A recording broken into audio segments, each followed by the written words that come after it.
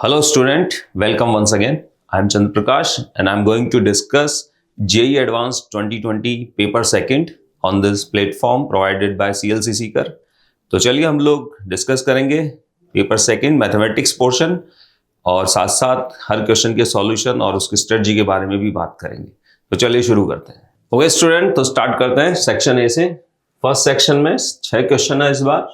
The answer to each question is single digit integer. तो देखते हैं क्या क्वेश्चन है। The first question is okay, एक कॉम्प्लेक्स नंबर है, रियल पार्ट ऑफ जेड का मीनिंग हम सब जानते ही हैं।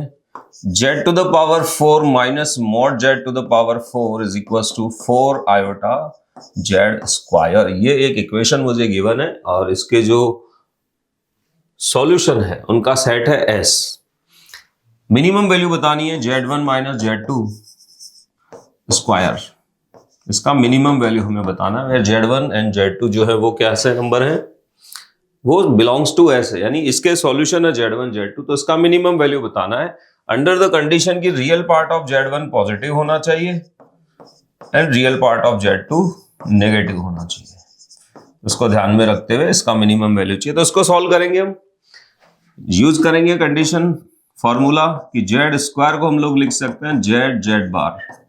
So this term can be written z power 4 minus z square z bar square is equals to 4 iota z square। अगर आप इसको z square से डिवाइड कर देते हैं, देखिए z का वैल्यू 0 मैं इसलिए नहीं ले रहा हूं क्योंकि जिन सॉल्यूशन से मुझे मतलब है उनके रियल पार्ट 0 नहीं है, राइट। रियल पार्ट 0 नहीं तो z पक्का 0 नहीं होगा, तो इसलिए z इक्वल टू 0 हमारे काम का सॉल्यूशन नहीं है। इसलिए हम z स्क्वायर से डिवाइड करेंगे। z square minus z bar square is equal to 4 iota, ऐसा आपको मिलेगा। Z square minus Z bar square, देखिए इसको लिख सकते हैं 2 iota and imaginary part of Z square that is 4 iota. 2 iota से ये कैंसिल आउट होगा 2 टाइम। जेड स्क्वायर का इमेजनरी पार्ट आएगा 2xy। अगर हम जेड को ले लेते हैं x प्लस आयोटा y, तो कैंसिल आउट हो गए एक्स वाई बराबर 1 आपको मिला। X Y is equal to 1। तो ये इक्वेशन रिप्रेजेंट करती है इस कर्व को। ये कर्व जो है रेक्टेंगुलर हाइपरबोला है। आइए देखिए यहां पर ये पूरी कैलकुलेशन लिखी हुई है जो हमने अभी अभी करी है। तो ये रेक्टेंगुलर हाइपरबोला बनेगा ऐसे X Y equal to 1। 2 branch होगी इसकी, ये वाली और ये वाली। ये वो ब्रांच है जहां एक्स पॉजिटिव है, यानी real part of Z positive है ना। ये वो है जहां पे x नेगेटिव है। Z1 मुझे लेना है, पॉजिटिव रियल पार्ट वाला Z1 इधर लेना है, Z2 इस पे लेना है, और ये डिस्टेंस का मिनिमम वैल्यू हमें निकालना है। तो मिनिमम वैल्यू जो होती है that is lies along the common normal, और जैसा कि इनकी सिमेट्री से हम लोग जानते हैं कि ये line y is equal to x इन दोनों ब्रांच की कॉमन नॉर्मल है, या इस हाइपरबोला का ट्रांसवर्स एक्सिस है। ये पॉइंट जो है y इक्वल टू x को xy बराबर 1 के साथ सॉल्व करोगे 1 1 आएगा। ये पॉइंट -1 आएगा। इनके बीच की ये जो डिस्टेंस है ये ही मिनिमम वैल्यू है Z1 माइनस Z2 की। कितनी हो जाएगी 1 1 और -1 डिस्टेंस फार्मूला लगा लीजिए आप। तो फाइनली ये डिस्टेंस आएगी √8 और इसका स्क्वायर हमें बताना है, तो 8 will be the right answer. Okay student, question number 2। The probability that a missile hit a target successfully is 0.75। तो स्मॉल पी से मैं इसको रिप्रेजेंट करता हूं, तो 0.75 का मतलब हो गया 3/4 प्रोबेबिलिटी है। तो मिसाइल टारगेट मिस करे यानी फेल हो जाए, इसकी प्रोबेबिलिटी 1/4 है। In order to destroy the target completely, at least 3 successful hit are required। एक टारगेट को डिस्ट्रॉय करने के लिए 3 करेक्ट हिट होने चाहिए कम से कम, राइट। तो पूछ रहा बताओ कितनी हम मिसाइल फायर करें कि टारगेट के डिस्ट्रॉय होने की प्रोबेबिलिटी 0.95 हो। देखो इससे पहले कि आगे बढ़े पहले ये समझते हैं, अगर मैं total number of missile fire करता हूं n, नंबर ऑफ मिसाइल्स अगर हम फायर करते हैं n, तो प्रोबेबिलिटी की उन n में से एग्जैक्टली r मिसाइल हिट करे तो वो कितनी होगी उसकी प्रोबेबिलिटी NCR। n में से r मिसाइल हिट करे तो उसके इतने केस बनेंगे, और p की पावर r यानी 3/4 की पावर r और 1/4 की पावर n माइनस r। इसको अगर आप सिंप्लीफाई करेंगे you got NCR 3 power r divided by 4 power n। तो ये फॉर्मूला लगेगा। अब ये कह रहा है आर की जो वैल्यू है ना, वो हमें प्रोबेबिलिटी निकालनी है कि आर की वैल्यू कम से कम 3 हो, एटलीस्ट 3 मिसाइल करेक्टली हिट करनी चाहिए। इसको हम कैसे कैलकुलेट करेंगे? 1 माइनस प्रोबेबिलिटी जब आर का वैल्यू 0 हो, माइनस प्रोबेबिलिटी जब आर का वैल्यू 1 हो, माइनस प्रोबेबिलिटी व्हेन आर का वैल्यू 2 हो। तो ये टारगेट के डिस्ट्रॉय होने की प्रोबेबिलिटी को रिप्रेजेंट करता है।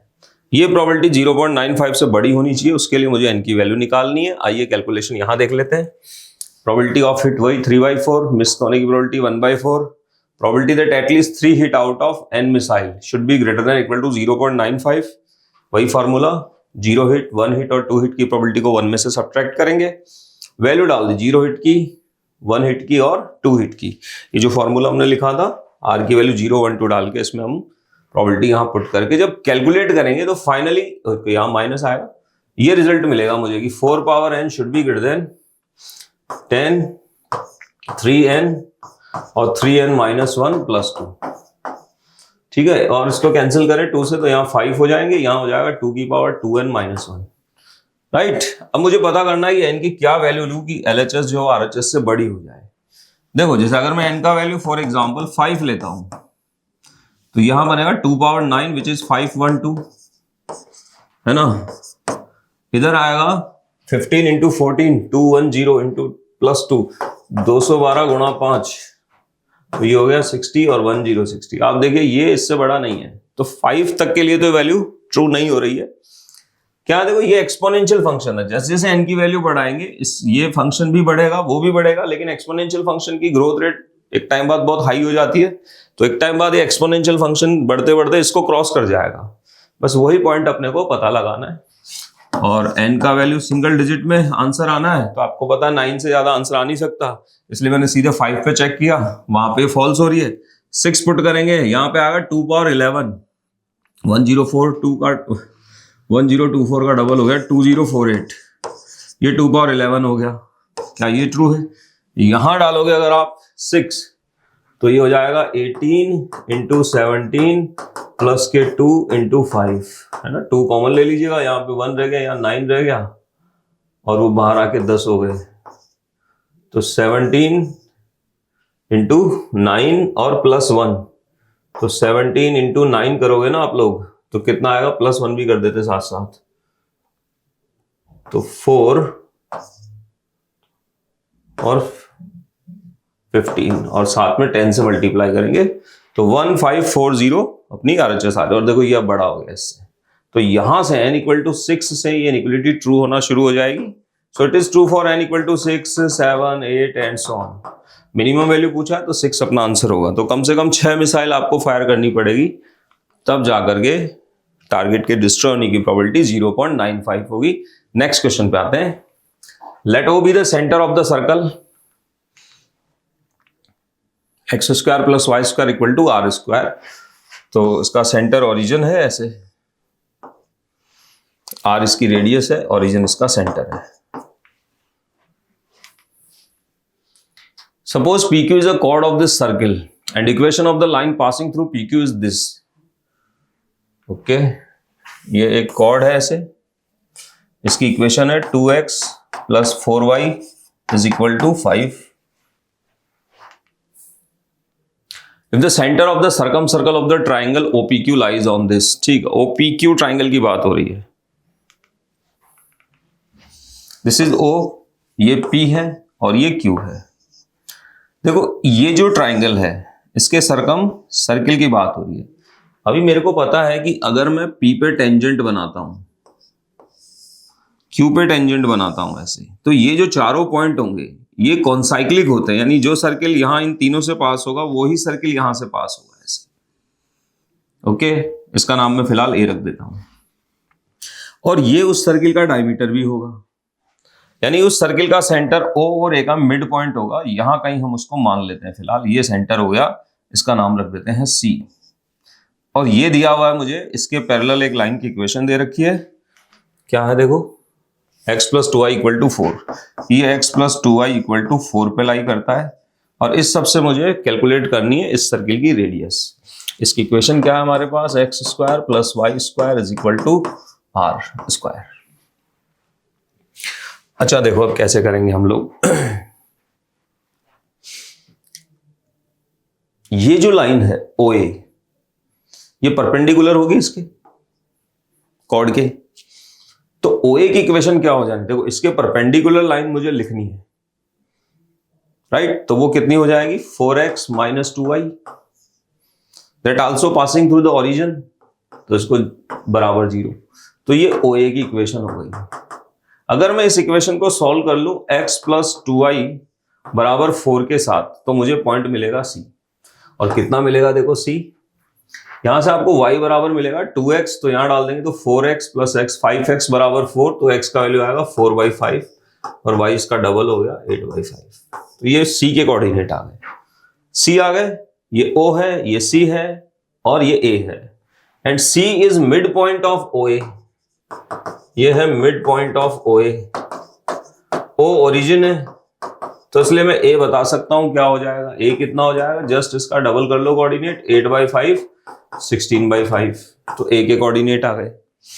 अब इस लाइन PQ को देखो, ये जो लाइन PQ है ये क्या है, PQ is chord of contact, ये है कॉर्ड ऑफ कॉन्टैक्ट किसकी, A की, है ना, विद रिस्पेक्ट टू सर्कल। तो कॉर्ड ऑफ कॉन्टैक्ट की इक्वेशन हम कैसे लिखते हैं, T = 0 से, तो मैं T = 0 लगा देता हूं इस पॉइंट के लिए, इस सर्किल के लिए।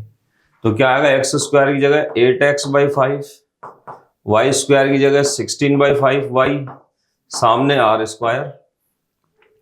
इसको मैं कंपेयर करना है मेरे को इससे, इसकी इक्वेशन तो दी हुई है PQ की, तो 2x ये ना, तो मैं इसको 5/4 से मल्टीप्लाई कर देता हूं, तो 2x + 4y = 5r²/4, ऐसे लिख सकते हैं।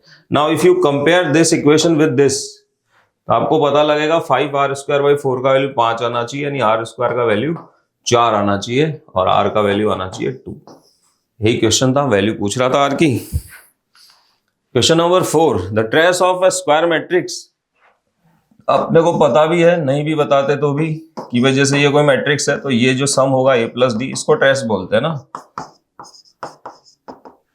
सम of diagonal entry. A is a 2x2 matrix such that trace of A is 3। तो अगर मैं A को ऐसे मान लेता हूं ना, यही मान लेते हैं ABCD, दिया हुआ है कि A + D का वैल्यू 3 है, फिर बोल रहा है A³ का ट्रेस -18 है, ट्रेस ऑफ A³ जो है that is equal to -18। Determinant की वैल्यू बतानी है, डिटर्मिनेंट ऑफ A अगर आप निकालोगे तो कितना आएगा भाई, AD - BC, इसका वैल्यू बताना है, कुछ भी नहीं करना, जो बोल रहा है वैसे वैसे कर लो। A³ निकालो, उसका ट्रेस निकालो, -18 पुट करो, इस इक्वेशन को यूज करोगे, इसकी वैल्यू आएगी, ये रही इसकी कैलकुलेशन। A मुझे गिवन है, A² निकाल लिया मैंने, A² को A से मल्टीप्लाई करके A³ निकाल सकते हैं। हमें तो ट्रेस से मतलब है, तो केवल डायगोनल एलिमेंट चाहिए, इसलिए हमने ये 1 एलिमेंट और यही पता किया ना। 1 एलिमेंट कैसे आएगा, इसकी फर्स्ट रो को इसके फर्स्ट कॉलम से मल्टीप्लाई कर देंगे, ऐसे ही 2 एलिमेंट निकाल लिया, दोनों का सम किया तो ये ट्रेस हो गया। ये अपने को दिया हुआ है -18, ठीक है। देखो अब इसमें क्या बन रहा है, A³ + D³ बन रहा है, A + D बन रहा है। A + D की वैल्यू अपने को पता है कितनी है, 3। A³ + D³ को भी हम क्या लिख सकते हैं, A³ + D³ can be written A + D का होल क्यूब -3AD और A + D, और इसमें A + D की वैल्यू हम लोग पुट कर देंगे। तो जब आप ये वैल्यू पुट करोगे तो इससे ऑटोमेटिकली आपको AD - BC का वैल्यू मिल जाएगा, which is equal to 5। Question number 5, देखो एक फंक्शन है fx क्या गिवन है मेरे को, mod of 2x - 1 plus mod of 2x + 1। उसके बाद gx गिवन है which is x - box x, तो आप समझ ही गए होंगे, this will become fraction part of x। सारी कहानी जो है वो -1 से 1 में हमें बात करनी है, ये ऊपर लिखा हुआ है सवाल में, देखो -1 से 1, इसी डोमेन में बात करनी है। किस बारे में बात करनी है, FOGX के बारे में। तो पहले हम बात देख लेते हैं FOGX कैसा होगा, उसके बाद ये जो पूछ रहा है उसका जवाब दे देंगे, है ना। तो FOGX का मतलब हो गया f of gx which is equal to mod 2 time fraction part of x -1 plus mod 2 time fraction part of x plus 1। देखो फ्रैक्शन पार्ट के बारे में आपको पता है कि इसकी रेंज जो है 0 से 1 के बीच में आती है, so this is always non negative. तो ये जो टर्म है ये टर्म भी नॉन नेगेटिव होगी, और टर्म अगर नॉन नेगेटिव हो तो मॉड का कोई रोल रहता नहीं है उसके ऊपर, तो हम यहां से मॉड को हटा सकते हैं सेकेंड टर्म पे से। ऐसा बन गया अपना ये। अब इस मॉड को हटाना है, उसके लिए हम केस बना लेंगे दो। जब फ्रैक्शन पार्ट एक्स का वैल्यू छोटा होगा हाफ से और बड़ा होगा 0 से, 0 से आपके बीच में है, तो उस केस में आप देखिए ये जो टर्म है दिस विल बी नेगेटिव। तो जब मॉड हटेगा तो माइनस साइन के साथ हटेगा, -2 time fraction part x plus 1 ऐसा बन जाएगा। +1 जुड़ के 2 हो जाएंगे, 2x ये कट जाएंगे। जब फ्रैक्शन पार्ट एक्स का वैल्यू मैं बढ़ा लूंगा हाफ से 1 के बीच में, तो उस केस में क्या होगा, ये भी टर्म पॉजिटिव होगी, मॉड हटेगा, 1 कैंसिल हो जाएंगे, 4 time fraction part of x ऐसा बना। द सेकेंड थिंग, ये जो फंक्शन है हमारा ये फ्रैक्शन पार्ट एक्स की फॉर्म में है, so this is periodic function with period 1। इस फंक्शन का पीरियड है 1, तो हम जैसा ग्राफ 0 से 1 में बनाएंगे वही ग्राफ बार बार रिपीट होता रहेगा। 0 से 1 में बात कर लेते हैं, ये हाफ है पॉइंट। देखो जब x का वैल्यू होगा 0 से हाफ तो ये कंडीशन लागू होगी, तो y बराबर 2 का ग्राफ बनेगा, ये y बराबर 2 का ग्राफ है, ऐसा स्ट्रेट लाइन आएगा। हाफ से 1 में x का वैल्यू ले रहा हूं मैं, हाफ से 1, x जब हाफ से 1 होगा तो फ्रैक्शन पार्ट x जो है वो x के ही बराबर होगा, so this will become 4x। तो यहां पे लाइन आएगी y बराबर 4x इसके बीच में, इसमें x का वैल्यू हाफ डालोगे 2 आएगा, यहीं से चालू होगी और यहां खत्म होगी at this point, this is 1,4। This 1,4 is not in the graph, included नहीं है ना, क्योंकि 1 पे ओपन इंटरवल है। जैसे आप 1 इंक्लूड करोगे, x का वैल्यू 1 लोगे, फ्रैक्शन पार्ट 0 हो जाएगा, वापस से ये डेफिनेशन लागू हो जाएगी। तो होगा कि यही ग्राफ बार बार ऐसे आता रहेगा, ये 1 से 2 तक का ग्राफ है। पीछे जाना है तो ये माइनस हाफ, ये -1, तो वही ग्राफ फिर से में देखने को मिलेगा ऐसा आपको, ये ग्राफ है इसका। अब पूछ क्या रहा है ये, -1 से 1 में c क्या है, c is the number of point in which function is not continuous and d is the number of point in the interval at which function is not differentiable। देखो c तो क्या है, नंबर ऑफ पॉइंट है जहां पे function continuous नहीं है, in the interval -1 to 1 open interval में देखना है। तो यहां से लेके इसके बीच में आप देखो कि केवल एक ये ही पॉइंट है 0 वाला जहां पे डिसकंटिन्यूटी आ रही है, तो एक पॉइंट है। नॉन डिफरेंशिएबिलिटी यहां तो आएगी जहां टूट रहा है, जहां पर ये शार्प कॉर्नर बन रहा है वहां भी आएगी। तो 1, 2 और 3 पॉइंट ऐसे हैं। C प्लस डी पूछा, आपका आंसर हो जाएगा 4। मूव करिए नेक्स्ट क्वेश्चन पे, क्वेश्चन नंबर 6 प्योरली ट्रिग्नोमेट्री का क्वेश्चन है, लिमिट हमें कैलकुलेट करनी है। ये आइए देखो क्या करने वाले हैं। Sine C plus sine D हम यहां पे अप्लाई कर लेंगे। Sine C plus sine D क्या होता है भाई, 2 साइन C प्लस D/2, तो यहां बनेगा 2x cos C minus D/2, तो x आएगा। इस साइन 2x को हम लिख लेंगे 2 sin x cos x। तो अब टोटल टर्म हो जाएगी 4 sin x cos square x, 4 sin x cos square x। ये √2 कहां से आ गए, 4 √2 पहले से ही थे, है ना। तो 4 मल्टीप्लाई होगा तो 16 √2 sin square x sin x cos square x, ये बन जाएगा ये सारा मिला के। ठीक, डिनोमिनेटर में देखो क्या करना है, एक जैसी दिखने वाली टर्म पकड़ते हैं ना, उसमें लगाएंगे फॉर्मूला। एक तो इसको देखो, ये जो sin 2x है इसको लिख सकते हैं 2 sin x cos x, तो यहां बन जाएगा 4 sin x cos x sin 3x/2। देखें ऐसे लिखा हुआ है, बिल्कुल देखो 4 sin x cos x sin 3x/2। इसको देखो ध्यान से, यहां से √2 कॉमन ले लें तो अंदर बचता है 1 + cos 2x। 1 + cos 2x बन जाएगा 2 cos स्क्वायर x। तो ये सब मिला के बन गया माइनस का 2 √2 cos square x, minus included है ना यहाँ पे, तो माइनस का 2 √2 cos स्क्वायर x। बच गई ये वाली टर्म, इस टर्म को इस टर्म के साथ हम लोग पेयर कर लेंगे इसका, ताकि इसमें हम cos c minus cos d का फॉर्मूला अगले स्टेप में लगा दें। तो ये ऐसा बनेगा फर्स्ट स्टेप। अब देखो इस टर्म को देखो ध्यान से, है ना, cos c minus cos d इसमें लगाएंगे तो कितना आएगा, 2 sin c plus d by 2, दोनों को ऐड करोगे 4x है, 2 से डिवाइड करोगे 2x हो जाएगा। और sin d minus c by 2 होता है, या माइनस बाहर लगा लो तो c माइनस d बाई 2 होता है, तो ये आ जाएगा x बाई 2। अब ये जो sin 2x है ना, इसको वापस से लिख लेंगे 4 sin x cos x और sin x बाई 2। अब ऐसा लिखने के बाद देखो क्या, ये cos x दिख रहा है यहाँ पे, इसमें भी cos x है, इसमें भी cos x है, उसको कॉमन लेंगे और एक cos x यहाँ पे हम इसको काट देंगे। x tends to pi by 2 पे cos x ही वो फैक्टर है जो न्यूमरेटर और डिनोमिनेटर दोनों को 0 बना रहा है, तो उसको कैंसिल करना पड़ेगा, लिमिट आ जाएगी हमारी उसके बाद। तो एक cos x तो कट गया, बच गया यहाँ पे अभी भी एक cos x, तो एक cos x और कॉमन आएगा बाद में। देखो यहाँ क्या बचा, 4 sin x sin 3x by 2, ये रहा 2√2 cos x बचा हुआ एक, और यहाँ पे एक cos x जाने के बाद बचा 4 sin x बाई 2। ओके, ये cos x तो हमें दिख ही रहा है साफ साफ, इन दोनों से भी cos x कॉमन आना चाहिए एक। कैसे आएगा, इस टर्म को और इस टर्म को पेयरिंग कर लो, इसमें से कॉमन ले लो 4 sin x, इस टर्म में बचेगा क्या, देखो sin 3x बाई 2 माइनस के sin x बाई 2, ये बचेगा। फिर से इसमें लगेगा sin c minus sin d, sin c minus sin d होता है 2 cos c plus d by 2, वो x बन जाएगा।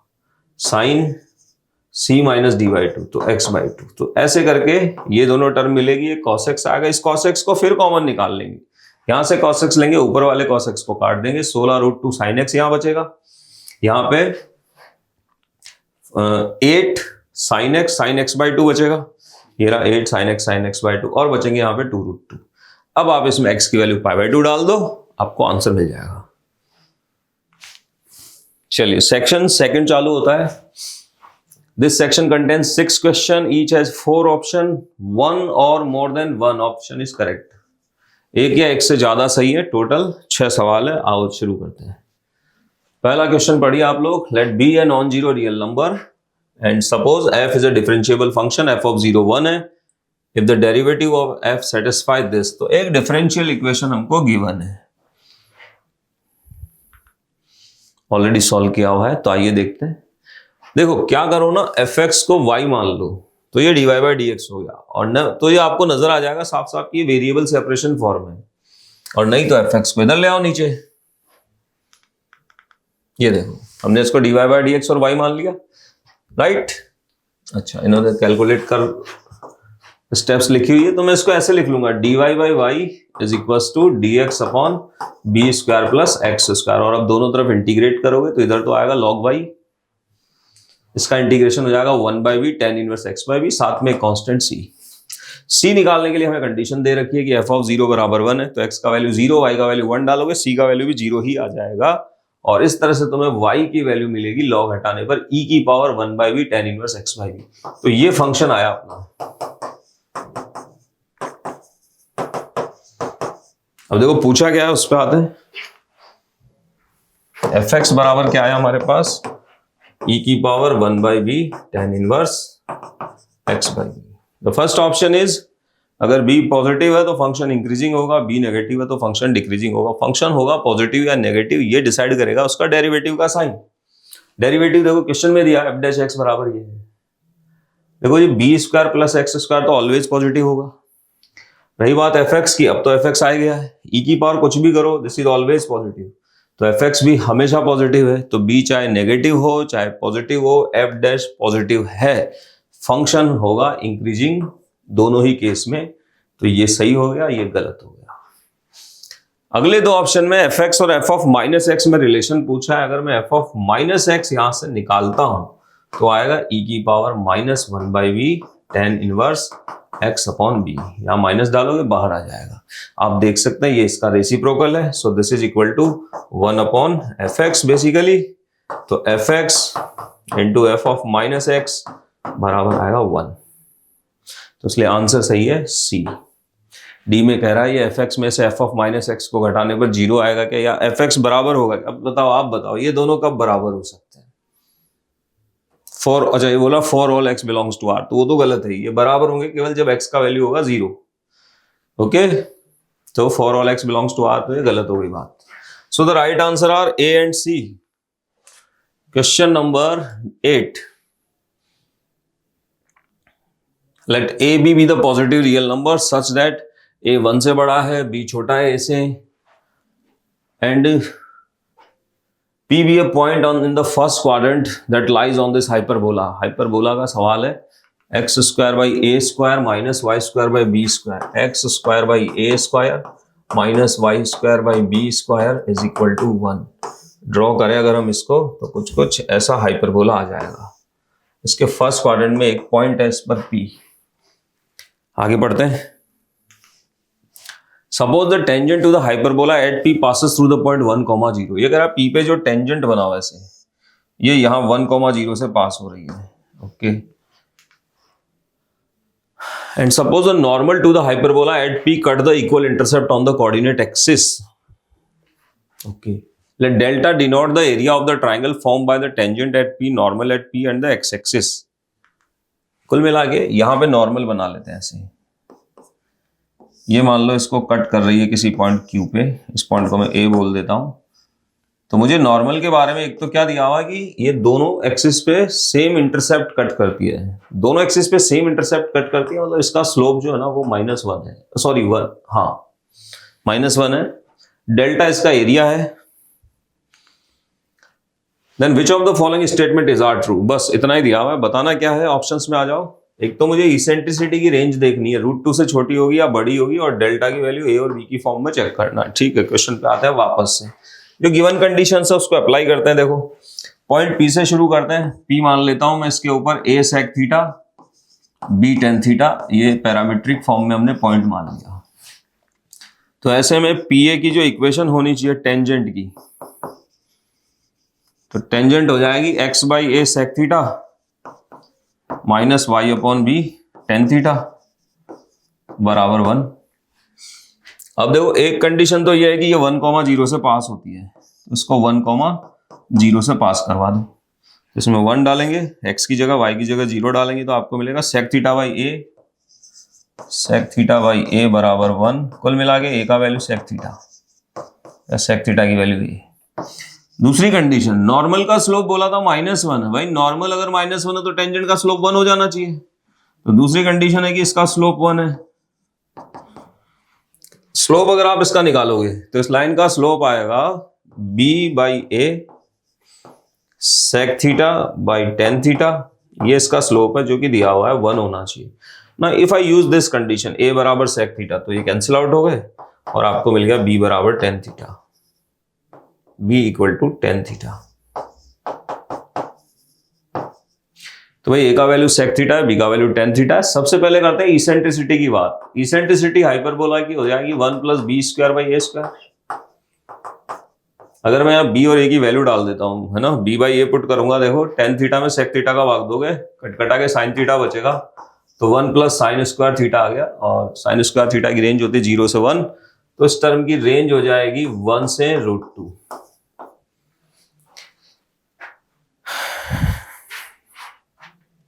ओपन इंटरवल क्यों लिए हमने, इस पे आप सोचिएगा ना, क्वेश्चन में जो कुछ कंडीशंस है उसके अकॉर्डिंग, क्योंकि देखो b और a बराबर होंगे नहीं तो वो √2 कभी होगा नहीं, इसलिए ओपन इंटरवल लिया है। तो फिलहाल आंसर सही है a, गलत हो गया है b। c और d के लिए डेल्टा निकालना पड़ेगा, डेल्टा है ये वाला एरिया, तो उसके लिए मुझे पॉइंट q निकालना पड़ेगा। q निकालने के लिए पहले ये नॉर्मल लिखनी पड़ेगी मुझे।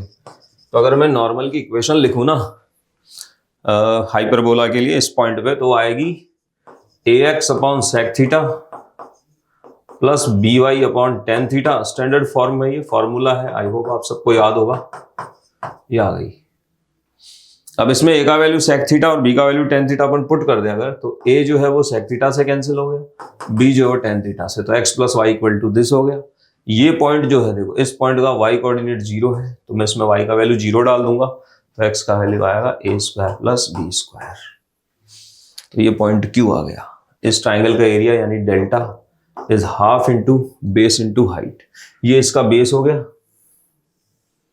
कितना हो गया, a square plus b square -1।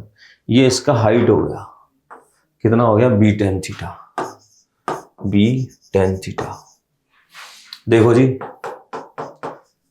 A square है sec square theta, b square है टेन स्क्वायर थीटा, माइनस का 1, टेन थीटा की वैल्यू बी है तो यहाँ बी स्क्वायर कर देता हूं।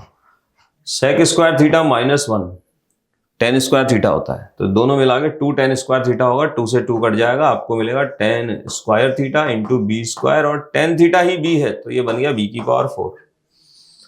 तो इसलिए डेल्टा का वैल्यू आएगा बी पावर 4, तो ये सही हो गया, ये गलत हो गया।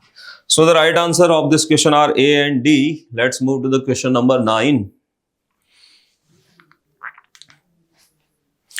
ठीक है, देखो f of x plus y, काफी सारा काम है इसमें, तो यहीं से शुरू कर देते हैं। F of x plus y is equal to f x plus f y plus f of x into f of y. ये एक फंक्शनल इक्वेशन मुझे गिवन है, डिफरेंशिएबल फंक्शन के लिए है ये। ठीक है, तो मैं क्या कर रहा हूं, यहां से कई मेथड है, जो मेथड हम यूज करें डिफरेंशियल इक्वेशन से फंक्शन निकालने का, वो क्या है, पार्शियल डिफरेंशिएशन की हेल्प से है ना। हम करेंगे क्या, सबसे पहले इसको डिफरेंशिएट करेंगे with respect to y, taking x as a constant, taking x as constant. तो ये बनेगा देखो f dash x plus y, f x का डिफरेंशिएशन 0 हो जाएगा, एफ डैश वाई, यहाँ एफ एक्स तो कांस्टेंट है और इसका डिफरेंशिएशन हो गया एफ डैश वाई। अब हम इसमें y की कोई ना कोई सूटेबल वैल्यू डाल देते हैं। फिलहाल मैं y का वैल्यू 0 डाल रहा हूं, और उससे मुझे यहां मिलेगा f डैश एक्स बराबर f dash 0 plus f x into F dash 0। थोड़ी देर के लिए हम f डैश 0 को एक कांस्टेंट से रिप्लेस कर देते हैं a से, तो ये बन गया f dash x is equal to a plus a x. A common ले लेंगे यहां से, ए एफ एक्स, सॉरी। अब ये एक डिफरेंशियल इक्वेशन है, f dash x is equal to a, और कॉमन लेने पर 1 प्लस एफ एक्स बचेगा, उसको इधर ले आते हैं। और अब अगर मैं दोनों तरफ इंटीग्रेट करता हूं, then I got log 1 plus f x is equal to a x plus log c ले लेते हैं कांस्टेंट, इसको इधर ले आएंगे, 1 upon f x upon c हो जाएगा, लॉग हटाएंगे, सामने बनेगा e की पावर ए एक्स।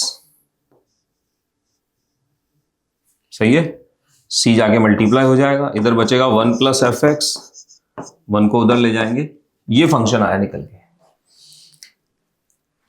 c की वैल्यू फाइंड आउट करने के लिए कोई ना कोई इनिशियल कंडीशन हमें दी हुई होगी, देख लेते हैं। अगर दी हुई है तो V of function f x बराबर x into g x, then which of the following statement is are true. कुछ भी गिवन नहीं है, तो हम यहां से जो फंक्शनल इक्वेशन गिवन है यहां से जज कर सकते हैं। देखो, अगर मैं इसमें x का वैल्यू 0 और y का वैल्यू 0 डाल देता हूं, तो यहां आएगा एफ ऑफ 0, ये भी एफ ऑफ 0, दोनों कैंसिल हो गए, यहां बचेगा F of 0 plus f of 0 का स्क्वायर, ठीक है, बराबर 0। तो सॉल्व करने पर आपको एफ ऑफ 0 की वैल्यू यहां से मिलेगी 0।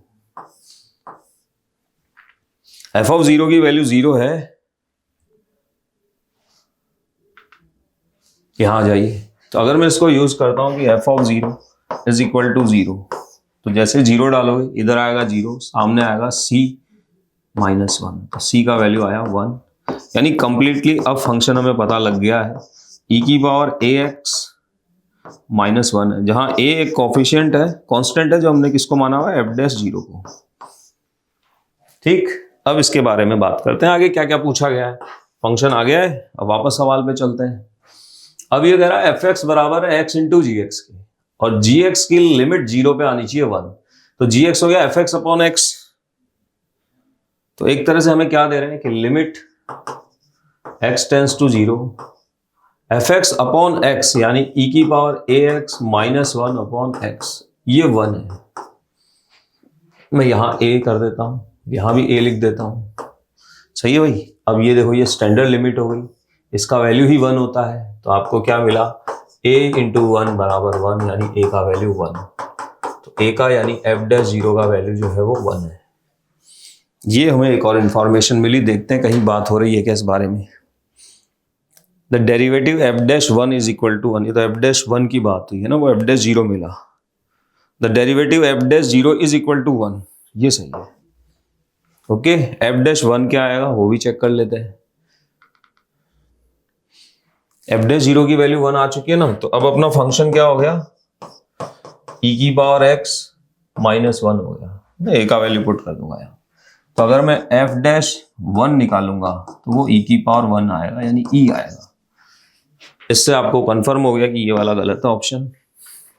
F is differentiable at every x belongs to r, इसको देखिए, that is differentiable for all x belongs to are, तो इसलिए ये भी सही है। जी जीरो वन होगा तो जी डिफरेंशिएबल होगा, ठीक है, चेक कर लेते हैं। जी जीरो वन, अच्छा जी एक्स को अगर मैं डिफाइन करूँ अभी, तो जी एक्स क्या है, जी एक्स किसके बराबर है, एफ एक्स अपॉन एक्स के, और एफ एक्स का वैल्यू ये रहा, तो इसका वैल्यू है ई की power x minus one upon x. But ये कब है, जब एक्स का वैल्यू जीरो नहीं है। एक्स का वैल्यू जीरो हो तो हमें अलग से दिया हुआ है कि जी जीरो को वन ले रहे हैं, जी जीरो को वन ले लो। अब बताओ क्या ये फंक्शन सब जगह डिफरेंशिएबल है, तो अगर आप इसको ध्यान से देखें तो ये फंक्शन सब जगह डिफरेंशिएबल होगा एक्सेप्ट जीरो के, राइट। जीरो पे वैल्यू अलग से डिफाइन है, तो जीरो पे हमें चेक करना, बाकी सब जगह तो फंक्शन डिफरेंशिएबल ही है। तो जीरो पे अगर मैं इसका डेरिवेटिव निकालूं, अगर मैं जी डैश जीरो की बात करूं, तो आएगा limit x tends to zero g x minus g zero divided by x minus zero, which can be written limit x tends to zero e to the power x minus one upon x minus one divided by x, है ना। और इसको हम क्या लिख सकते हैं, limit x tends to zero e to the power x minus one minus x divided by x square. यहाँ पे आप अगर e पावर x का एक्सपेंशन रख देते हैं, ये आपको डायरेक्टली याद है, इस लिमिट का वैल्यू हो जाएगा हाफ। लॉपिटल रूल भी लगा सकते हैं। तो जी डैश जीरो हाफ आ रहा है, आप एलएसडी निकालो चाहे आरएसडी निकालो, दोनों तरफ से सेम वैल्यू आएगी, तो इसका मतलब ये फंक्शन जो है डिफरेंशिएबल है, इसलिए ये भी सही होना चाहिए। तो a b d will be the right answer of this question. चलिए नेक्स्ट पे मूव कर जाते हैं, question number 10। Alpha beta gamma delta be real number such that alpha square beta square plus gamma square is not equal to zero, है ना। इसका सीधा सा मतलब है अल्फा बीटा गामा तीनों का वैल्यू एक साथ जीरो नहीं हो सकता। ऐसा पॉसिबल है कि इनमें से कोई एक जीरो हो जाए, दो जीरो हो जाए। अल्फा प्लस गामा वन है ना, इंफॉर्मेशन नोट कर लेते हैं इधर। अल्फा प्लस गामा का वैल्यू वन है। Suppose this point is the mirror image of this point with respect to the plane. Okay, 3 2 minus one 1 0 minus one, 3 2 minus one 1 0 minus one, ये दोनों point एक दूसरे की मिरर इमेज है एक plane में। ऐसे प्लेन की इक्वेशन है alpha x plus beta y plus gamma z equal to d equal to delta, sorry. ठीक है, तो मैं यहां से अल्फा बीटा गामा डेल्टा निकालने का ट्राई करता हूं। देखो ये मिरर इमेज है तो मैं ये प्लेन ही निकाल लूंगा, है ना। मिरर इमेज इसका मतलब क्या हुआ, ये प्लेन जो है इस लाइन के परपेंडिकुलर, इनको ज्वाइन करने वाली लाइन के, और इन दोनों पॉइंट का मिड पॉइंट यहाँ प्लेन पे लाई करता है। तो देखो पहली बात तो मिड पॉइंट के कोऑर्डिनेट क्या हो गए, 3 है, ये 1 है, 4/2 तो 2 हो गया, 1 हो गया और -1, तो इस पॉइंट से पास होता है प्लेन। dr जो है इस लाइन के जो dr है वही प्लेन के नॉर्मल के dr हो जाएंगे। तो dr अगर आप देखेंगे इस लाइन के 3 - 1 2, 2 में से 0 गया 2, -1 में से -1 गया 0, 2 2 0, सिंपली यू कैन से 1 1 0, ये इसके dr हो गए। dr पता, पॉइंट पता, प्लेन की इक्वेशन हो जाएगी 1 × x - 2 plus 1 × y - 1 plus 0 × z + 1 is equal to 0। Simplify करोगे x plus y equal to 3, ये आ रहा है। तो अगर मैं इसको कंपेयर करता हूं यहां से, सही है भाई, इन दोनों को कंपेयर करूं तो मुझे क्या मिलेगा कि एक तो गामा की वैल्यू तो पक्का 0 है। देखो गामा अगर 0 में यहां पुट कर देता हूं तो मुझे मिल जाएगा कि अल्फा की वैल्यू 1 लेनी है, जो मैं देख सकता हूं कि डायरेक्ट कंपैरिजन पे अभी दिख भी रहा अल्फा की वैल्यू 1 है, तो फिर बीटा की वैल्यू भी 1 होनी चाहिए। और डेल्टा की वैल्यू 3 होनी चाहिए। ये चारों वैल्यू आ गई है। अब जो पूछ रहा है उसका आंसर हम दे देंगे। क्या क्या वैल्यू आई थी? अल्फा बराबर 1, बीटा बराबर 1, गामा बराबर 0, डेल्टा बराबर 3। चेक कर लो जी, अल्फा प्लस बीटा का वैल्यू 2 आ रहा है, सही है ये। डेल्टा माइनस गामा, डेल्टा में से गामा घटाओगे 3 आ जाएगा। डेल्टा प्लस बीटा 4 आ जाएगा, सही है। और अल्फा प्लस बीटा बराबर है गामा की, गलत बात है ना। तो राइट आंसर हो गया एबीसी। देखते हैं एबीसी की बात है। तो सिंपल क्वेश्चन था। क्वेश्चन नंबर 11 पे आते हैं। काफी कैलकुलेशन ऑलरेडी की हुई है। आइए देखिए। Let a b the positive real number. Suppose p q given है, पी एस गिवन है, are adjacent side of a parallelogram p q r s. मतलब ऐसा समझ लीजिए, ये एक पैरेललोग्राम है पी क्यू आर एस। ये हमें गिवन है a i cap b j cap. ये गिवन है हमें a i cap minus b j cap. Okay, ये दोनों वेक्टर गिवन है। After that u vector and b vector be the projection of डब्ल्यू वेक्टर अलोंग। ठीक है, जैसे मान लो ये कोई डब्ल्यू वेक्टर कहाँ है मुझे अभी पता नहीं है, पर मान लो ये डब्ल्यू वेक्टर जो मुझे गिवन है आई कैप प्लस जे कैप है। इसका अगर हम इसके ऊपर प्रोजेक्शन वेक्टर निकालें, प्रोजेक्शन वेक्टर किसको कहते हैं? यहां से इस पे परपेंडिकुलर डालो, ये जो वेक्टर होगा ना, ये यहां से लेके यहां तक का, that is you vector. Similarly इधर से प्रोजेक्शन निकालेंगे, ऐसे परपेंडिकुलर ड्रॉ किया, ये वाला जो वेक्टर है यहां से लेके यहां तक, ये है वी वेक्टर। प्रोजेक्शन वेक्टर कैसे कैलकुलेट करें? तो देखो, प्रोजेक्शन वेक्टर यू वेक्टर जो है ना, वो पी क्यू की डायरेक्शन में है। ठीक है, तो यू वेक्टर किसके बराबर होना चाहिए?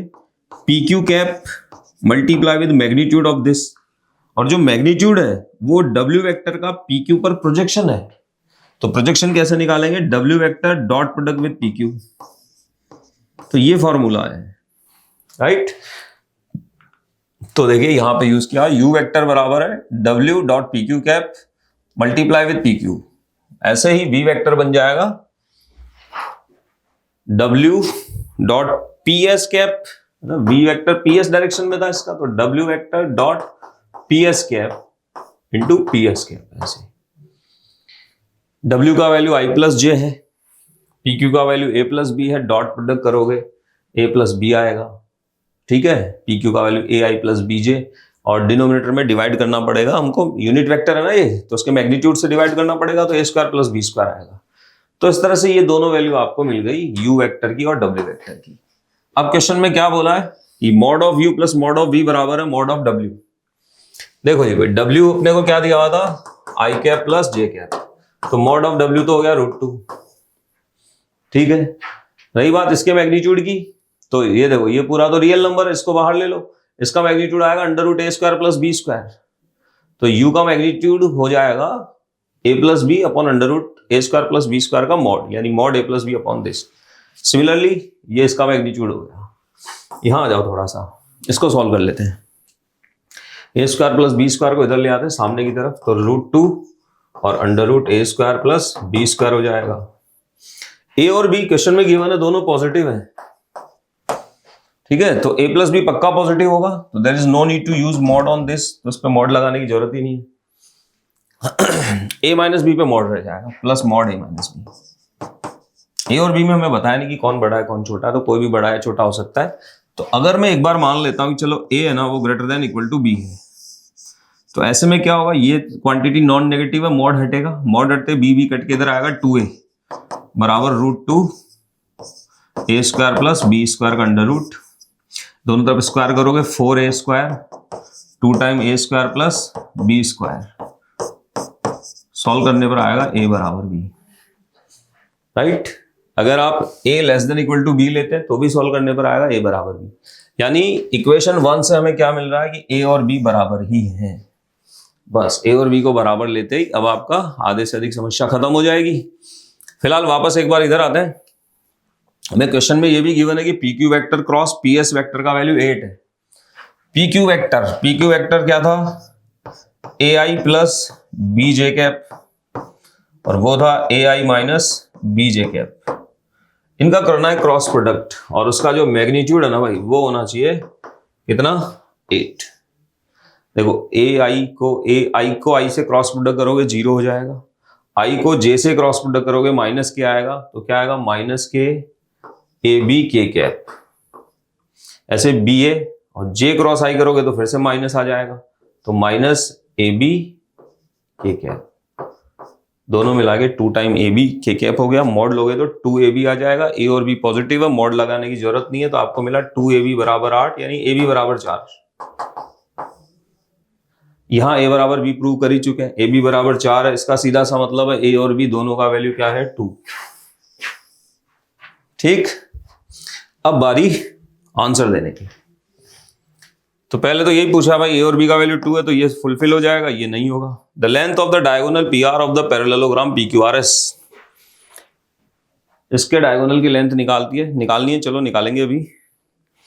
कैसे निकाले भाई, पी आर, देखो जो डायगोनल होगा ना पी आर, तो लॉ ऑफ पैरेललोग्राम से पी आर वेक्टर जो है वो बराबर होगा P S plus P Q पे। पी एस और पी क्यू, ये पी एस और पी क्यू को जोड़ोगे तो क्या आएगा 2a आई कैप, 2a आई कैप, ए का वैल्यू 2 है तो 4 आई कैप, तो उसका मैग्नीट्यूड हो गया 4। सही है सी।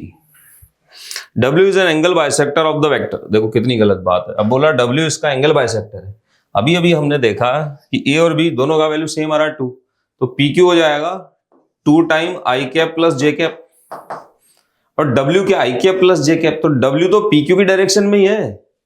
ठीक है, ये तो रफ डायग्राम है, फाइनली हमें क्या पता लग रहा है W इधर ही है, तो W इनका बाइसेक्टर नहीं है भाई, W तो PQ के ऊपर ही है, तो ये गलत है, सॉरी। तो right answer should be A and C, A और सी ही गिवन है। चलिए नेक्स्ट क्वेश्चन पे आते हैं। Question number 12 is from binomial theorem. ठीक है, देखो ये सब हम लोग जानते हैं, जो लिखने का तरीका है ये वो सब डिफाइन किया गया है। सीधे मुद्दे पे आते हैं। F m n p g m n p पे बात हो रही है। G जो है वो F पे डिपेंड करता है, तो हम पहले F निकालेंगे। तो F M N P, देखो क्या गिवन है मुझे। F डिपेंड करता है M पे, N पे, P पे, और किसके बराबर है ये सिग्मा MCI है ना। मैं इसको ऐसे लिख रहा हूं जैसे मैं, जिसमें हम कंफर्टेबल है लिखने में, N plus i c P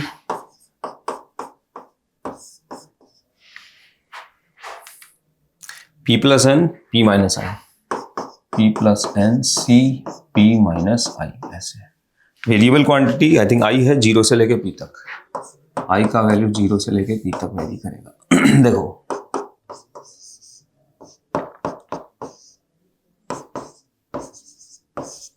इसको तो ऐसे ही रहने दो।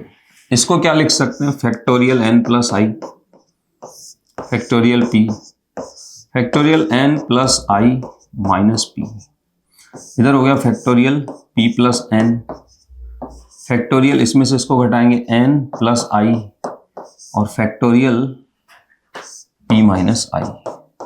ये टर्म कैंसिल आउट हो गए। इसके कैंसिल आउट होने के बाद अब इनको हम रीअरेंज करेंगे। मैं इस तरह से रीअरेंज कर रहा हूं कि इनमें से एक बायनोमियल कोएफिशिएंट जो है वो फ्री हो जाए आई से, ताकि अभी जो 3 है ना, 3 की जगह 2 रह जाए समेशन के अंदर, और उसमें हम फॉर्मूला लगा दें। तो बिना आई वाली टर्म अलग कर लेते हैं। देखो बिना आई वाली टर्म है ये factorial p plus n factorial p, i वाली टर्म हमारे पास factorial n plus i minus p factorial p minus i, ऐसे। ओके, अब ध्यान दो, p माइनस आई और n plus i minus p को जोड़ोगे तो आएगा n, इसमें से इसको घटाओगे तो आएगा n। यानी अगर मैं n यहां लिख दूं और n यहां लिख दूं, तो इन द नेक्स्ट स्टेप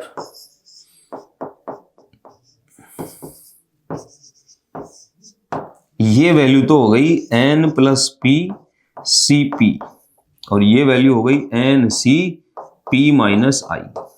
और अब देखो ये जो टर्म है, ये जो बीच वाला ये जो है, ये तो आई पे डिपेंड ही नहीं करता है, तो अगर आई की वैल्यू वेरी होगी तो ये तो एज ए कांस्टेंट बिहेव करेगा, तो ये समेशन से बाहर चला जाएगा। यानी n plus p c p summation i का वैल्यू 1 से लेके p तक m c i n c p minus i, ये मिला।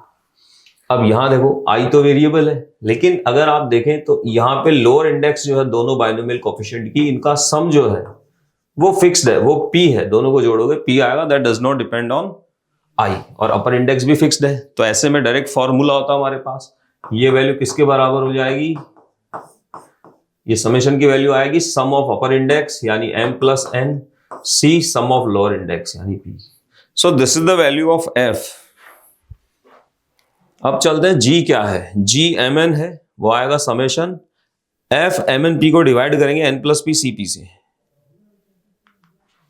तो G ऑफ mn जो है ना, उसके लिए मुझे क्या करना है, ये जो f की वैल्यू आई इसको m plus n c p से डिवाइड करेंगे। देखो इस टर्म से डिवाइड करेंगे तो ये कैंसिल आउट हो गया, इतना सा बचेगा n plus p c p, और इस पे सिग्मा लगा हुआ है, p का वैल्यू 0 से m plus n plus p तक होगी पूरी।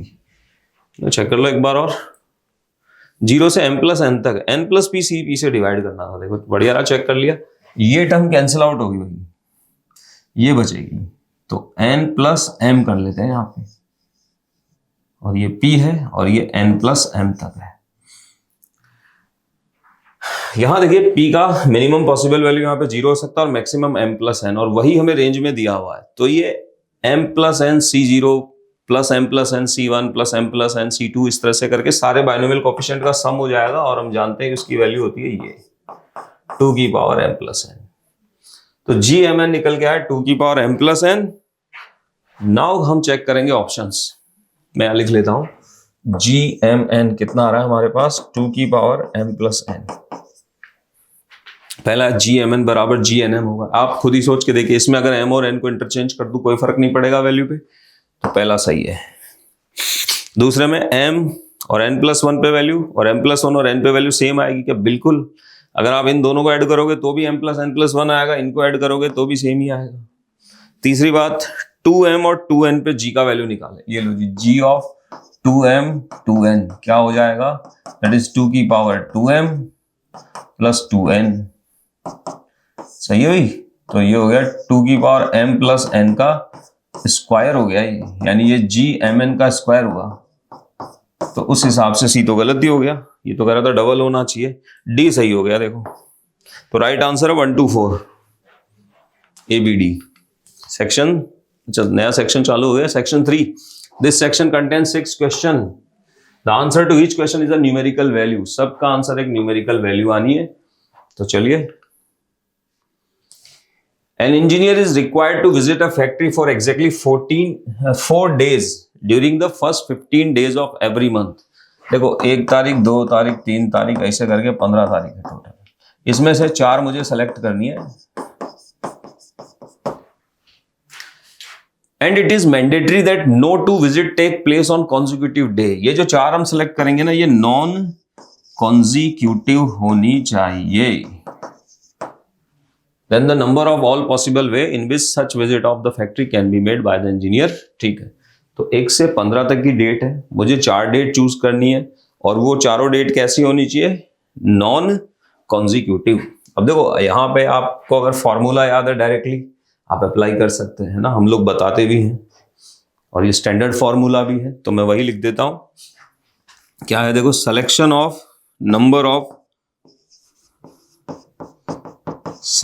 Of r objects r non consecutive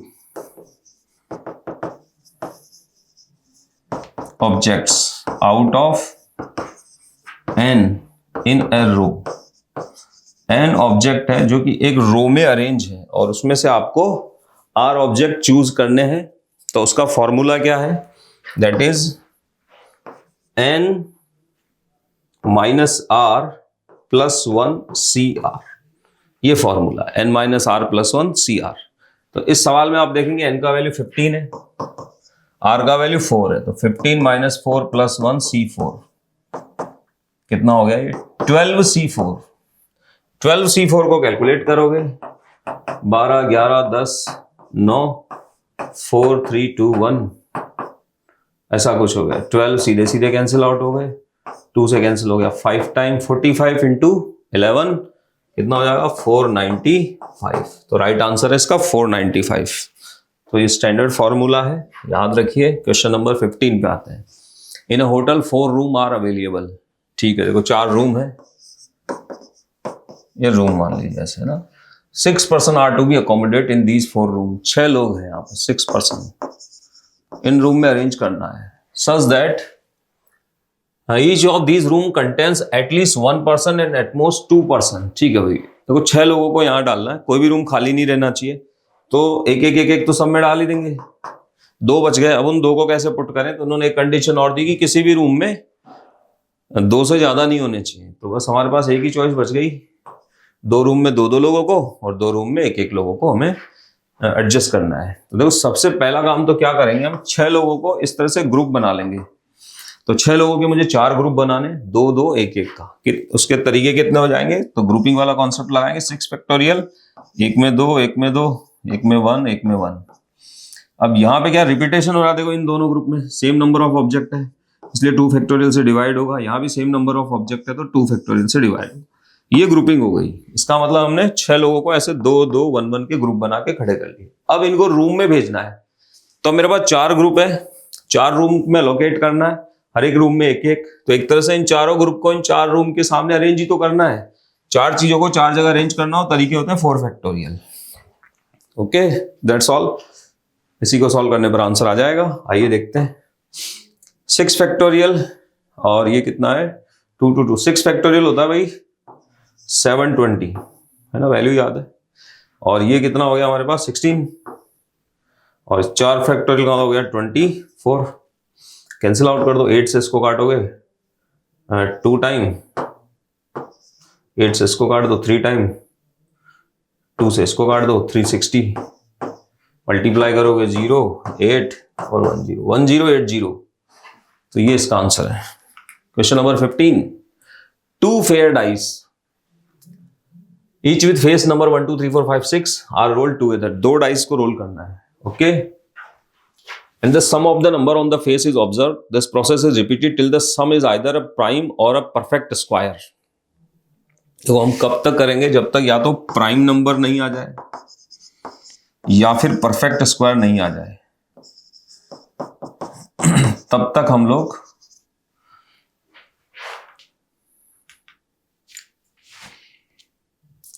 throw करते रहेंगे। Suppose that sum turn out to be perfect square before it turn out to be a prime. ठीक है, तो ये पहले होना चाहिए इसके, okay. Then the probability that this perfect square is an odd number, then the value of 14. ठीक है, ये कंडीशनल प्रोबेबिलिटी का सवाल हो गया। पहली चीज तो ये कह रहा है कि प्रोबेबिलिटी हमें किस चीज की निकालनी है, कि जो सम आए ना वो क्या आना चाहिए, परफेक्ट स्क्वायर बिफोर प्राइम। अब इसमें सारे केस आ गए जो भी परफेक्ट स्क्वायर हो सकता है। तो क्या प्रोबेबिलिटी की जो ये परफेक्ट स्क्वायर आ रहा है ये क्या हो, ये ऑड हो, यानी ऑड परफेक्ट स्क्वायर आए before prime.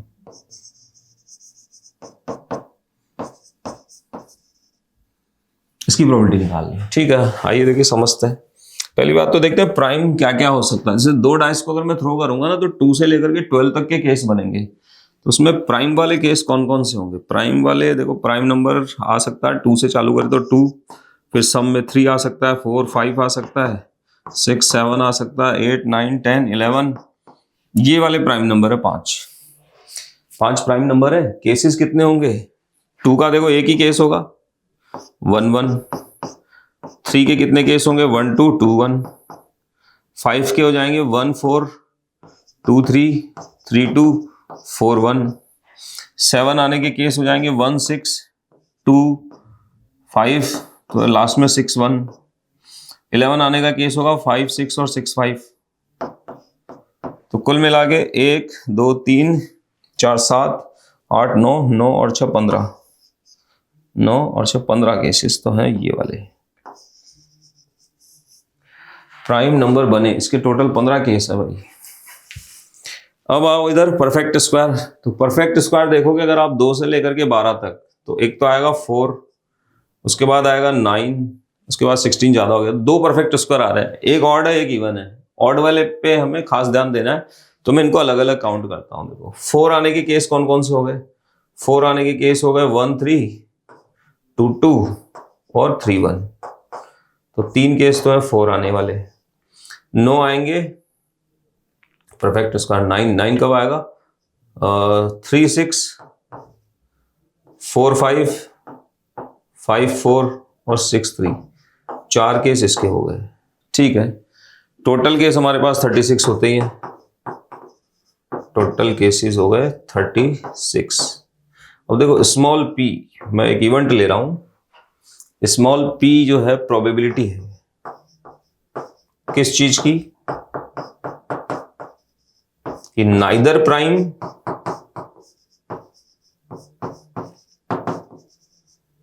Nor perfect square occur, न तो प्राइम आए न परफेक्ट स्क्वायर आए। देखो जी 15 तो ये हो गए, 4 और 3 7 ये हो गए, 15 और 7 हो गए, टोटल मिला के 22 केस हो गए। मैं चाहता हूं इनमें से कुछ भी ना हो, है ना, तो ये 22 को छोड़ दो, 36 में से 22 गए, बच गए 14 केस। तो 14/36 प्रोबेबिलिटी है इस बात की। कैंसिल आउट करोगे तो 7/18 किस बात की प्रोबेबिलिटी है, कि न तो प्राइम आए न कोई परफेक्ट स्क्वायर आए। उसके बाद प्रोबेबिलिटी कि परफेक्ट स्क्वायर आ जाए तो एस लिख देता हूं। अब परफेक्ट स्क्वायर आ जाए तो उसमें दोनों केस शामिल है, ये तो उसकी प्रोबेबिलिटी हो गई 7/36। और प्रोबेबिलिटी की 4 आ जाए तो ये प्रोबेबिलिटी हो गई 3/9 लेना भाई, प्रोबेबिलिटी की 9 आ जाए तो ये प्रोबेबिलिटी हो जाएगी 4/36। डेटा सारा रेडी है, अब आते हैं सवालों पे। प्रोबेबिलिटी जो मुझे चाहिए, रिक्वायर्ड प्रोबेबिलिटी,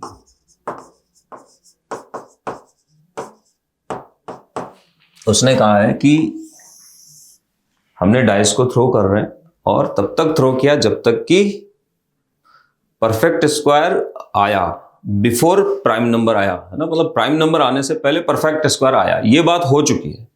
तो क्या प्रोबेबिलिटी की जो परफेक्ट स्क्वायर आया होगा वो ऑड होगा, तो ये कंडीशनल प्रोबेबिलिटी का सवाल हो गया। तो जो इवेंट ऑलरेडी हो चुकी है वो हमारे लिए सैंपल स्पेस की तरह काम करेगी, तो उसकी प्रोबेबिलिटीज हम यहां पे नीचे लिखेंगे। तो नीचे तो किसकी प्रोबेबिलिटी आएगी, प्रोबेबिलिटी आएगी परफेक्ट स्क्वायर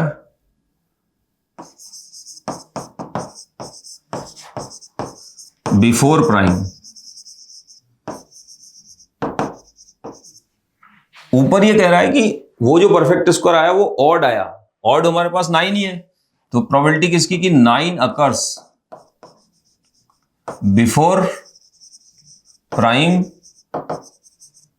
और 4 से पहले भी आना चाहिए, क्योंकि अगर 4 पहले आ गया 9 से पहले तो गेम वही खत्म हो जाएगा और लास्ट जो नंबर है वो 4 रह जाएगा, जबकि हम चाहते हैं लास्ट नंबर 9 हो।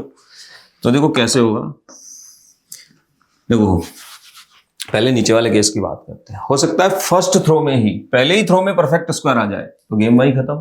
परफेक्ट स्क्वायर आने की प्रोबेबिलिटी है 7/36, तो 7/36 प्रोबेबिलिटी के साथ गेम खत्म हो जाएगा। या फिर और क्या हो सकता है कि पहले चांस में न तो परफेक्ट स्क्वायर आया न प्राइम आया, प्रोबेबिलिटी है 14/36, 7/18,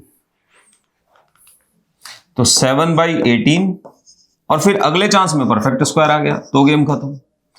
ऐसा हो सकता है पहले चांस में ना परफेक्ट स्क्वायर आया ना ऑड आया, तो अब हम आगे बढ़ेंगे, दूसरे में भी ना परफेक्ट स्क्वायर आया ना ऑड आया, और तीसरे में परफेक्ट स्क्वायर आ गया तो फिर गेम खत्म। ऐसे गेम इनफाइनाइट तक चलता रहेगा। ऐसे ऊपर अगर बात करें तो हो सकता है पहले चांस में 9 आ जाए, 4/36 प्रोबेबिलिटी है, गेम खत्म हो जाएगा। प्लस मान लो पहले चांस में 9 नहीं आया, अब 4 भी नहीं आना चाहिए, नहीं तो गेम खत्म हो जाएगा, और प्राइम नंबर भी नहीं आना चाहिए, तो ना 4 आए ना प्राइम आए ना 9 आए, है ना, यानी कि न तो परफेक्ट स्क्वायर आए ना प्राइम आए, तो अगेन उसकी प्रोबेबिलिटी क्या 7/18, और अगले चांस में 9 आ जाए तो गेम खत्म। 3 चांस में गेम खत्म हो तो पहले में न परफेक्ट स्क्वायर आए ना प्राइम आए, दूसरे में भी ना परफेक्ट स्क्वायर आए ना प्राइम आए, और तीसरे में 9 आ जाए। ये केस इस केस में बन गए। ध्यान दीजिए, अगर आप ऊपर से कॉमन लेते हैं 4/36, अंदर बचता है 1 + 7/18 + 7/18 का स्क्वायर एंड सो ऑन। नीचे से कॉमन लेते हैं 7/36, सेम चीज 1 + 7/18, यही सब बचेगा, 7/18 का स्क्वायर,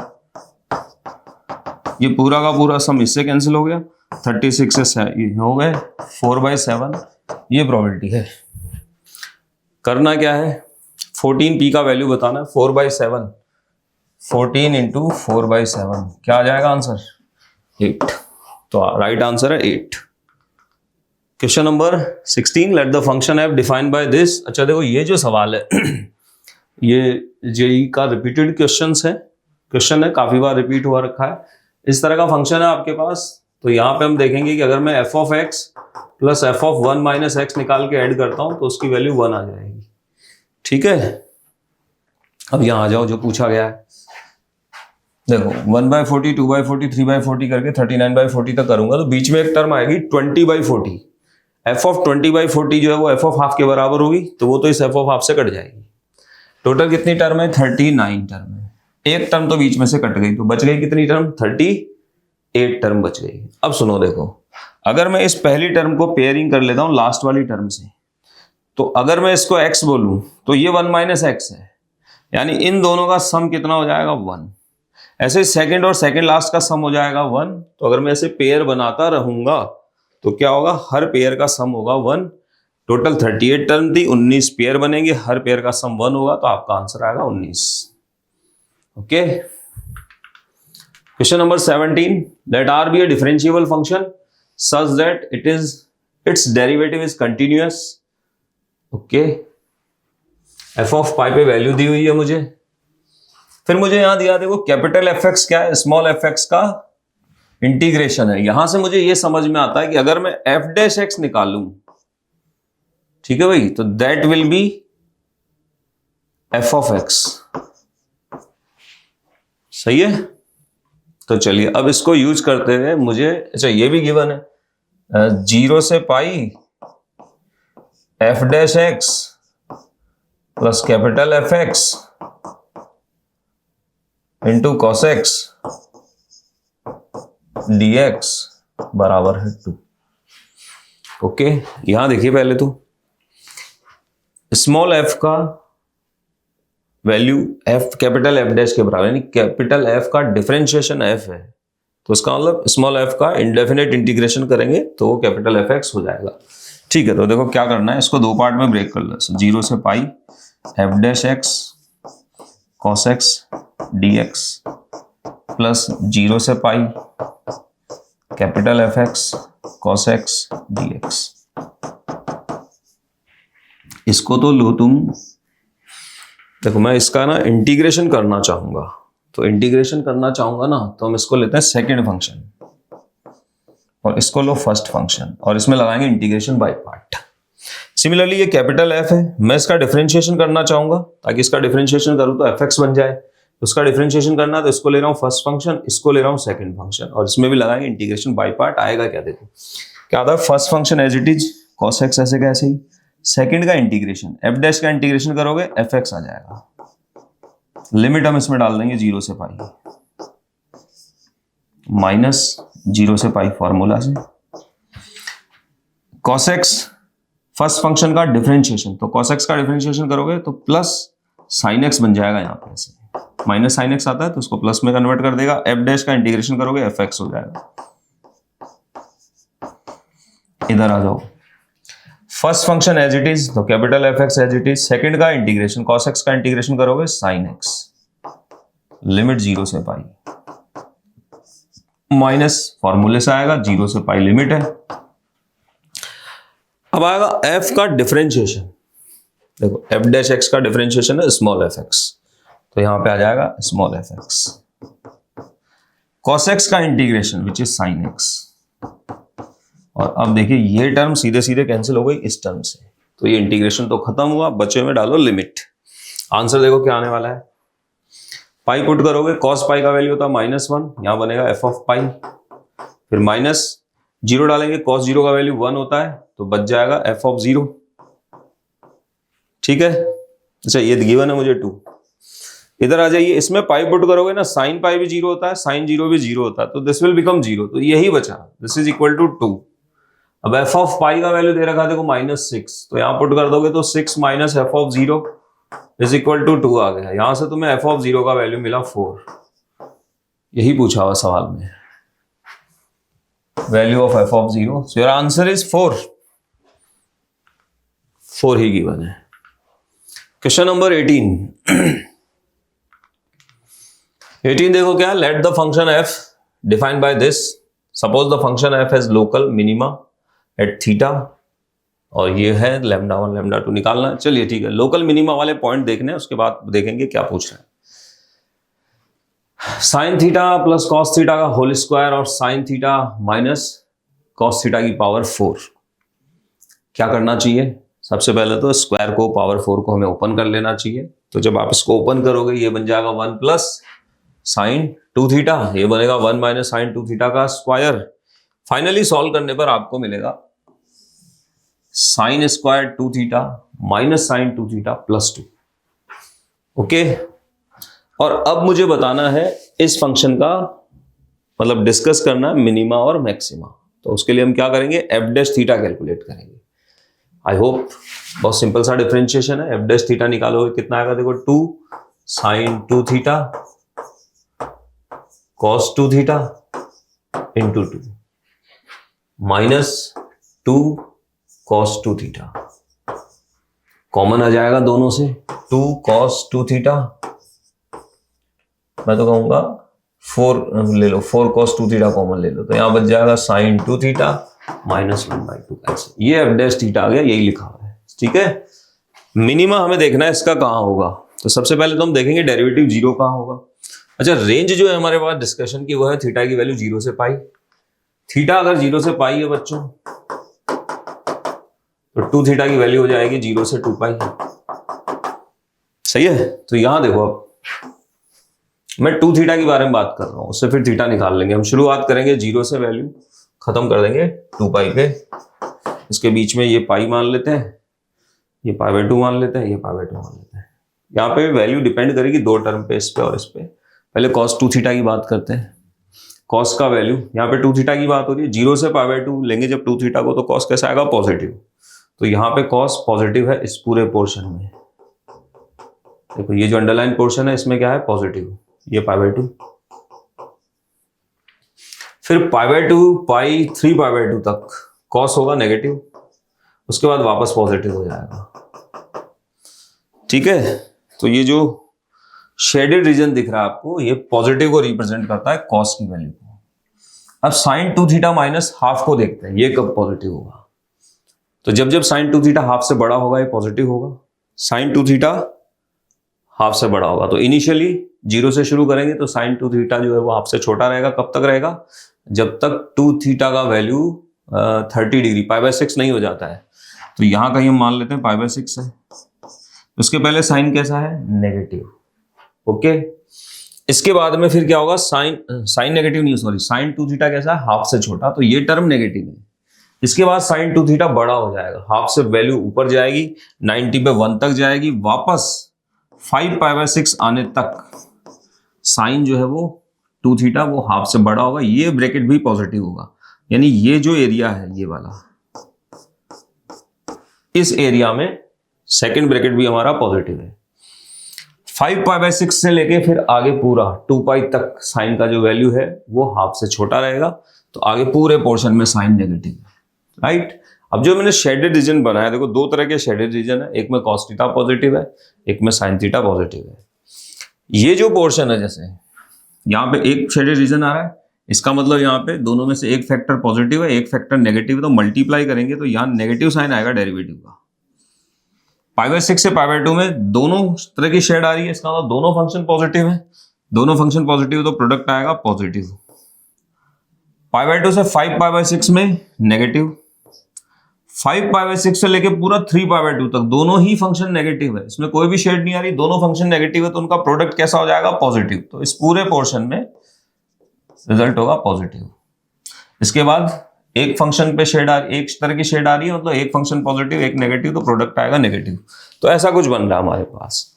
अब मिनिमा कहां आता है, जहां पे फर्स्ट डेरिवेटिव का साइन नेगेटिव से पॉजिटिव में चेंज होता है। जैसे यहां देखो, ये नेगेटिव से पॉजिटिव में चेंज हो रहा है π/6 के दोनों तरफ, तो 2 थीटा बराबर π/6 पे पहला मिनिमा मिलेगा आपको, 6 सॉरी। आगे चलें, पॉजिटिव से नेगेटिव में चेंज हो रहा है π/2 पे, यहाँ मैक्सिमा मिलेगा। नेगेटिव से पॉजिटिव चेंज हो रहा है 5π/6 पे, तो दूसरा मिनिमा मिलेगा 5π/6 पे। उसके बाद पॉजिटिव से नेगेटिव चेंज हुआ, मैक्सिमा मिलेगा, आगे को चेंज आएगी। तो ये 2 पॉइंट है, थीटा की वैल्यू निकालोगे तो आएगी π/12 और 5π/12। इनको ऑर्डर में अरेंज करना है। ये λ1 λ2 है ना, पाई के जो मल्टीपल हो λ1 λ2 हो गए, हमें वैल्यू बतानी है सबकी लैम्डा के सम की। बहुत सिंपल है, सीधी सी बात है। यहाँ λ1 का वैल्यू 1/12 हो गया, λ2 5/12 हो गया, 6 था, यहाँ भी 12 आएगा। जोड़ोगे हाफ आंसर आ जाएगा, 0.5 आंसर आना चाहिए, ये रहा। तो आई होप समझ में आ गया होगा आपको ये क्वेश्चन, सिंपल ही था। नेक्स्ट क्वेश्चन पे चलते हैं। Thank you. ओके स्टूडेंट्स, तो ये था 2020 के पेपर 2 का discussion. Thank you for the watching.